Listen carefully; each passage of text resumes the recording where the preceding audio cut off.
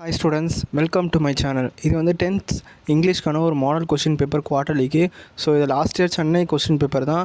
So நீங்கள் English பொறுத்தளவுக்கு என்ன பண்ணுறீங்கன்னா, ஃபஸ்ட்டு நீங்கள் 1 மார்க் படிச்சுக்கோங்க. 1 மார்க் தான் வந்து எல்லா சப்ஜெக்ட்டுக்குமே ஒரு கீ ஃபேக்டரு.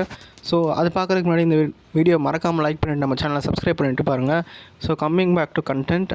ஸோ 1 மார்க் நான் சொல்லிட்டு இருந்தேன். 1 மார்க் தான் முக்கியமானது. இந்த 14ல் கண்டிப்பாக ஒரு 5 1 மார்க் வந்து புக்கிங் தான் வரும்.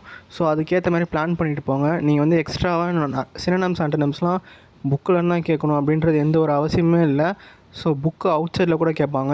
நான் படிக்கும்போது என்ன பண்ணாங்கன்னா, 2 சினோனிம் 2 ஆண்டனிம் வந்து புக் பேக்கு, மற்ற 2 வந்து புக்கின் தான் வந்துச்சு. ஸோ நீங்கள் வந்து அதுக்கெலாம் எல்லாமே ப்ரிப்பேர் பண்ணிட்டு தான் போகணும். இடியம்ஸ் அண்ட் ஃப்ரேசஸும் அந்த மாதிரி தான். ஸோ எல்லாமே வந்து நீங்கள் உங்களுக்கு இங்கிலீஷ் நாலேஜ் எந்த அளவுக்கு இருக்குது அப்படி தான் செக் பண்ணுறது. ஸோ அதுக்கப்புறம் பார்த்திங்கன்னா இந்த அப்ரிசியேஷன் கொஷின் இதெல்லாம் பார்த்திங்கன்னா ஈஸி தான். ஸோ உங்களுக்கே தெரியும், ஈஸியாக அதெல்லாம் 2 மார்க் வாங்கிட்டு போயிடலாம். ஸோ கிராமர் போர்ஷன் ரொம்பவுமே இம்பார்ட்டண்ட்டு.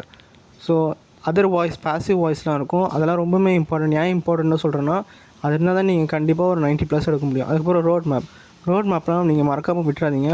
ஸோ விட்டிங்கன்னா அது உங்களுக்கு பெரிய லாஸ் தான். ரோட் மேப் தான் உங்களுக்கு ஒரு மார்க் பூஸ்டர் மாதிரி.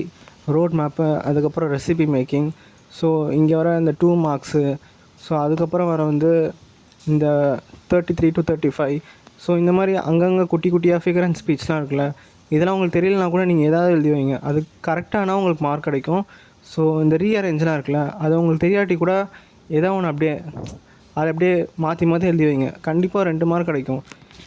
ஸோ அதுக்கப்புறம் பார்த்தீங்கன்னா கீழே இருக்க பேசேஜ், அந்த பேசேஜை படித்து கீழே என்ன இருக்கோ அதை நீங்கள் எழுத போகிறீங்க, அவ்வளோதான். அதுக்கப்புறம் அட்வர்டைஸ்மெண்ட்லாம் நீங்கள் விட்டுறாதீங்க. விட்டிங்கன்னா ரொம்பவுமே மார்க் உங்களுக்கு தான் லாஸ் ஆகும். ஸோ லெட்டர் ரைட்டிங், ஸோ அதுக்கப்புறம் நோட்டீஸ் ரைட்டிங், இதெல்லாம் மறக்காமல் எழுதி வச்சுருங்க. அதுக்கப்புறம் வந்து நீங்கள் பேராகிராஃப்லாம் எவ்வளோ தான் எழுதினாலும் உங்களுக்கு கண்டிப்பாக ஒரு 4 மார்க் தான் போடுவாங்க.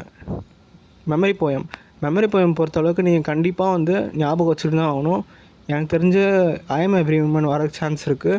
அதுக்கப்புறம் லைஃப் போயம், இது 2க்கு தான் வந்து மேஜரான இம்பார்ட்டன்ஸ் கொடுத்து நீங்கள் படிக்கணும். அதுக்கப்புறம் 5th யூனிட்டில் ஒன்று இருக்குன்னு நினைக்கிறேன். ஸோ அதையும் படிச்சுக்கோங்க. அதுக்கப்புறம் இந்த கீழே இருக்க இந்த 47Aலாம் மறக்காமல் நீங்கள் விட்டுறாதீங்க. ஏன்னா உங்களுக்கு தெரியலனா கூட அதில் ஏதாவது ஒரு ஃபஸ்ட் கொஸ்டினுக்கு ஒரு 2 லைன், அடுத்த 2 கொஸ்டினுக்கு ஒரு 2 லைன் அப்படி எழுதி வைங்க.